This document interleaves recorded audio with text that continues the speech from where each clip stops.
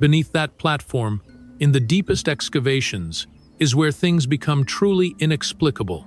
The ninth layer, 40 feet below street level, sealed under tons of rubble from 8 different civilizations. And what archaeologists found there has been quietly downplayed, buried in academic journals, and kept out of mainstream history books for decades, because the ninth layer does not match any known culture. Not Egyptian, not Sumerian, not Babylonian, not anything in the archaeological record. The first thing that stands out is the masonry. The blocks in the ninth layer are bigger than anything in the layers above.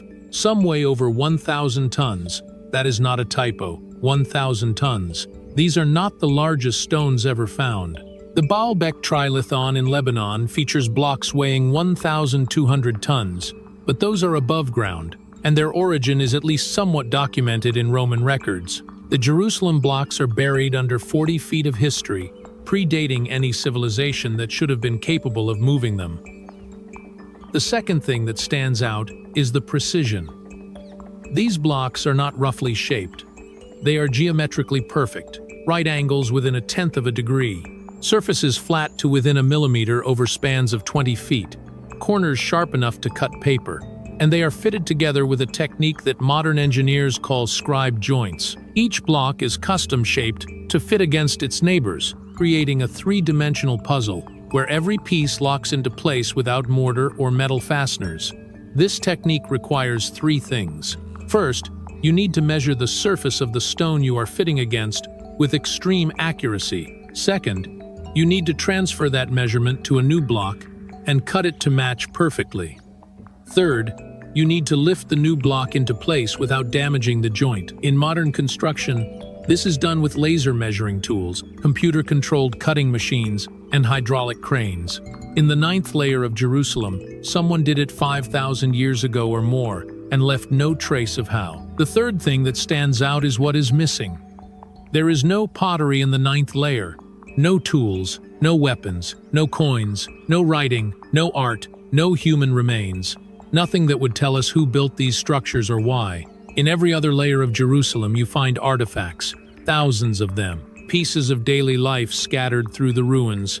But the ninth layer is sterile, just stone, perfect, impossible stone. Some archaeologists argue that the ninth layer is simply older than the artifacts, that over time organic materials decayed and anything portable was looted or destroyed. But that does not explain the absence of pottery. Pottery shards survive for tens of thousands of years. They are the most common artifact in archaeology. Every Bronze Age site is littered with them, but not the ninth layer. It is like whoever built these structures did not use pottery, did not need it, or came from a culture so different that they left nothing we would recognize as human habitation. The conventional explanation is that the ninth layer is a natural rock formation shaped by erosion and misidentified as architecture. But geologists who have examined the site say that is impossible. The stones are cut from different types of limestone quarried from different locations. Natural erosion does not create geometrically perfect right angles. It does not align stones to cardinal directions. It does not produce scribed joints. And it definitely does not stack multiple courses of stone in load-bearing configurations that have survived earthquakes for millennia. So if the ninth layer is not natural, and it predates any known civilization capable of building it, then who made it? This is where things turn controversial, because the only cultures associated with megalithic stone on this scale are cultures that mainstream archaeology says should not exist. Atlantis, Lemuria, Mu, the mythical advanced civilizations that supposedly sank beneath the ocean or were destroyed in some cataclysm before recorded history began. And one more name enters the frame: Tartaria. Before getting to Tartaria, we need to understand why this ninth layer is so problematic for conventional archaeology. The timeline does not work.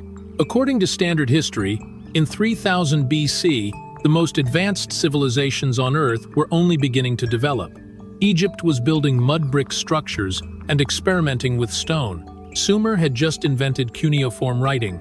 And yet here in Jerusalem, someone was building with multi-ton stone blocks, using techniques that would not appear in mainstream history for another 2,000 years. To move a 1,000-ton stone, you need more than ropes and wooden rollers. You need an understanding of leverage, counterweights, and load distribution that took civilizations millennia to develop. The Romans never moved stones this large. The largest stones in Roman construction weigh around 300 tons. The 9th layer blocks are 3 times heavier. Modern construction companies have tried to replicate ancient megalithic techniques using period-appropriate tools. In the 1990s, a Japanese team attempted to move a 70-ton stone using Bronze Age technology. After weeks of effort, they managed to move it a few hundred feet across flat ground. The sled was destroyed, the wood cracked, the ropes frayed, and that was with a stone that weighed only a fraction of what sits in the 9th layer. So how did the builders of the 9th layer do it? The honest answer is simple. We do not know, and that is exactly what makes mainstream archaeologists uncomfortable. The 9th layer defies explanation. So instead of admitting ignorance, the tendency has been to downplay the significance, to focus on what fits the timeline, and quietly ignore what does not. Tartaria is a name that appears on old maps of Asia, covering a vast territory stretching from the Caspian Sea to the Pacific Ocean. For centuries, it was treated as a real place, a kingdom, an empire. But in the 1800s, as European powers colonized the world and redrew maps to reflect their new territories, Tartaria disappeared. Modern historians say it was never a unified empire, just a name applied to the nomadic peoples of Central Asia. Mongols, Turks, Scythians, tribes with no advanced architecture, no written history, no legacy beyond a few burial mounds and some metalwork. But look at the old maps, and questions begin to surface. On maps from the 1600s and 1700s, Tartaria is not shown as a vague tribal region. It is shown with borders, cities, political divisions, independent Tartary, Chinese Tartary, Muscovite Tartary. The Encyclopedia Britannica from 1771 has a detailed entry on Tartary, describing it as a vast country in the northern parts of Asia. It mentions cities, trade routes, a complex society. Then sometime in the 1800s, Tartaria vanished from the maps. The regions it once covered were relabeled Russia, Mongolia, China, Manchuria, and within a few generations, Tartaria went from a recognized empire to a historical footnote, then almost to a myth. Standard history explains this as a correction. As geographic knowledge improved, Europeans realized that Tartaria was not a unified empire at all. It was just a lazy label for the vast unknown interior of Asia. But alternative historians argue that this explanation is too convenient. They say the disappearance of Tartaria from the maps coincided with a broader effort to erase evidence of a pre-modern advanced civilization. They point to architectural anomalies in cities across Europe and Asia. Buildings with massive stone foundations, intricate brickwork, and engineering sophistication that seems out of place for the supposed construction dates. Buildings that show signs of being much older than claimed. Foundations that extend far deeper than necessary. Infrastructure, like advanced sewer systems, that appear to predate the supposed invention of those technologies. The theory goes like this. Tartaria was a real empire, a global or near-global civilization that flourished before the 1800s. It built cities with advanced infrastructure, stone roads, aqueducts, massive public buildings. And then something happened. A cataclysm, a war, a deliberate destruction. The empire collapsed. The survivors scattered, and the victors rewrote history. They claimed the Tartarian buildings as their own. They backdated their construction. They removed any evidence that did not fit the new narrative, and within a few generations, Tartaria was forgotten. In this theory, the 9th layer of Jerusalem is a Tartarian structure, built during a time when advanced masonry techniques were common knowledge, when megalithic construction was the norm, not the exception, and when a global network of cities shared technology, trade, and culture across continents. Then something happened. A cataclysm, a war, a deliberate destruction of the evidence. And Tartaria was erased from history, its buildings buried, its people scattered, its knowledge lost, until later, civilizations found the ruins and built on top of them, never realizing what lay beneath. Is this theory true? That is where things become complicated, because there is evidence that supports it, and there is evidence that contradicts it. Let us start with what supports it. First, the megalithic construction. The ninth layer features the same techniques found at sites like Baalbek, Sacsayhuaman, and Giza. Massive blocks, scribe joints, no mortar, no tool marks. This consistency across continents suggests a shared knowledge base, either through cultural diffusion, which mainstream archaeology accepts, or through a global civilization, which it does not. Take Baalbek in Lebanon. The Temple of Jupiter sits on a foundation that includes the trilithon, 3 stones weighing around 800 tons each. They are positioned 20 feet off the ground, fitted together so precisely that not even a razor blade can fit between them. Mainstream archaeology attributes this to Roman engineering, but Roman records do not mention building the foundation. The foundation predates the Romans, and it uses the exact same construction techniques as the ninth layer in Jerusalem. Polygonal masonry, scribe joints, massive weight, no mortar. Move to South America, and you find Sacsayhuaman in Peru, a fortress built from stones weighing up to 200 tons. The blocks are cut into complex shapes that interlock like a 3-dimensional puzzle. The joints are so tight that even after centuries of earthquakes, the walls still stand. The Inca claimed they did not build Sacsayhuaman. They said it was built by an earlier civilization long before their empire existed. Spanish chroniclers recorded these claims in the 1500s. Modern archaeology dismisses them as mythology, but the engineering speaks for itself. Then there is Giza in Egypt. The Great Pyramid is built from 2.3 million stone blocks, most weighing 2.5 tons, but some weighing up to 80 tons. The base is leveled to within an inch over a 13-acre footprint. The sides are aligned to the cardinal directions within a fraction of a degree, and the internal chambers are constructed with such precision that the joints between blocks are measured in thousandths of an inch. What do these sites have in common with Jerusalem's ninth layer? They all use megalithic construction. They all employ scribe joinery. They all demonstrate engineering precision far beyond what should be possible for their supposed time periods. And none of them have definitive proof of who built them. Later civilizations claimed credit: the Romans at Baalbek, the Inca at Sacsayhuaman, the Egyptians at Giza, the Israelites at Jerusalem. But in every case, there are gaps. Evidence that the structures predate the civilizations that supposedly built them. Second, the alignment. The ninth layer platform is aligned to the cardinal directions: north, south, east, west. Exactly. This same alignment appears at Giza, at Teotihuacan in Mexico, at Angkor Wat in Cambodia, and at dozens of other ancient sites around the world. The odds of this happening by chance are astronomically low. It suggests a deliberate choice, a shared understanding of astronomy and geometry, or a common origin. Third, the precision. Modern engineers have analyzed the stonework in the ninth layer and compared it to other megalithic sites. The tolerances are identical, the techniques are identical, the quality is identical. This does not look like different cultures independently developing similar methods. The work is too consistent, too refined. It looks like it came from the same playbook, the same civilization, the same knowledge source. But here is what contradicts the Tartarian theory. There is no direct evidence, no inscriptions saying built by Tartaria. No artifacts linking the ninth layer to any Central Asian culture. No pottery, no tools, no art. Nothing that would prove a connection.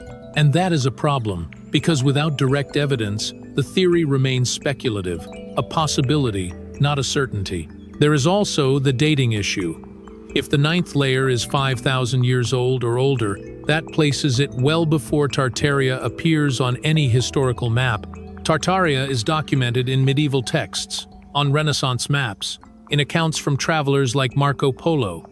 It is described as a land of cities, trade routes, and organized kingdoms, not a Bronze Age civilization building massive stone platforms in Jerusalem. So either the dating is wrong, which is possible, but unlikely given multiple independent methods confirming the age, or Tartaria as a medieval empire has nothing to do with the ninth layer. Or, and this is the alternative history argument, Tartaria existed twice, once in the distant past as an advanced global civilization, and once in medieval times as a remnant or successor culture that retained some of the old knowledge, but not all of it. In this version, the megalithic builders were the first Tartarians. The medieval empire was the second, and the connection between them was deliberately obscured by later powers that wanted to control the narrative of history. Which brings us to the suppression question. If the ninth layer is evidence of an advanced prehistoric civilization, why is it not front-page news? Mainstream archaeologists say there is nothing to shout about.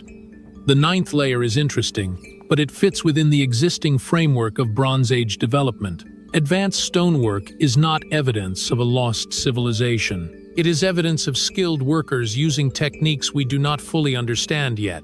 Alternative historians say the suppression is deliberate, that mainstream archaeology has too much invested in the current timeline to admit it might be wrong, that universities, museums, and governments rely on the narrative of linear progress. Anything that challenges that narrative gets dismissed, not because it is wrong, but because it is inconvenient. When archaeologists uncovered the massive stone platform in the 1960s, it was briefly mentioned in reports and then overshadowed by more acceptable discoveries. When engineers questioned how the ninth layer blocks were moved, their papers were published in obscure technical journals, not mainstream archaeology publications. The information is out there, but it is not being promoted. It is being quietly filed away as an anomaly. But here is the thing. We have better tools now. Ground-penetrating radar, three-dimensional laser scanning, isotope analysis, all the technology needed to study the ninth layer in detail. And yet the excavations have slowed, funding has dried up, access to the site has been restricted for political and religious reasons. The Temple Mount is one of the most contested pieces of real estate on Earth. Any excavation risks inflaming tensions, so the archaeology stops.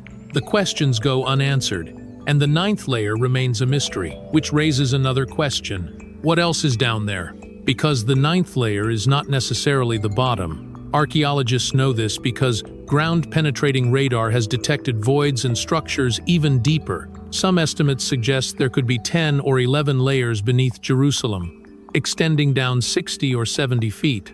But we will not know until someone digs. And right now, no one is digging. So what do we make of all this? 9 layers of cities stacked on top of each other, 8 of them matching known civilizations, one of them defying explanation. Massive stones moved by unknown methods, precision engineering that rivals modern techniques, and a complete absence of artifacts that would tell us who did the work. Is it evidence of Tartaria? Maybe. Is it evidence of another advanced prehistoric culture? Possibly. Is it something else entirely? Something we have not even considered yet? That is the most unsettling option, because if the ninth layer was built by a civilization we have no record of, a people who left no trace except their stonework, then how much else of history have we lost? How many other cities are buried under our feet, waiting to be discovered? And what will they reveal when we finally dig deep enough to find them? The ninth layer of Jerusalem is a challenge to our understanding of history, a challenge to our assumptions about ancient capabilities, a challenge to the idea that civilization has always progressed in a straight line from primitive to advanced, because the evidence suggests otherwise. It suggests that thousands of years ago, someone knew how to work with stone in ways we are still trying to replicate. Someone had the organization, the resources, and the knowledge to build structures that have outlasted empires. And then they disappeared, leaving nothing but questions and stones. Perfect. Impossible stones. What happened to them? Where did they go? And why did they build in Jerusalem of all places? Was it strategic? Was it spiritual? Was there something about this location that made it significant long before any of the religions we know today claimed it as holy ground? These are the questions the ninth layer forces us to ask. And until we are willing to dig deeper, both literally and intellectually, we will not get answers. We will just keep building on top of the mystery, layer after layer, burying the truth under the weight of our own certainty. Jerusalem has been destroyed and rebuilt 9 times. Each time, a new civilization thought it was starting fresh, building its city on solid ground. But it was wrong. It was building on the bones of something older, something greater, something we forgot. And maybe that is the real lesson here. History is not a straight line. It is a cycle. Civilizations rise, they fall, they get buried, and new ones take their place.